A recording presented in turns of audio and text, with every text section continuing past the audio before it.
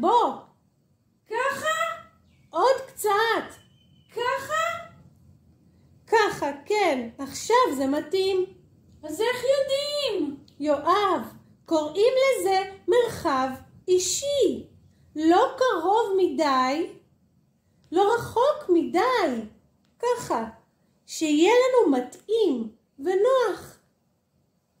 עכשיו זה מתאים? כן, עכשיו תספר לי. אז מה שקרה...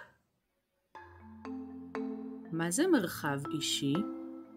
מרחב אישי שומר על הפרטיות שלי ועל הביטחון שלי. לכל אחד יש מרחב אישי, וכל אחד שומר על המרחב האישי שלו. אם מישהו נכנס למרחב האישי שלי, עומד קרוב מדי אליי ולא נעים לי, אני יכול להתרחק.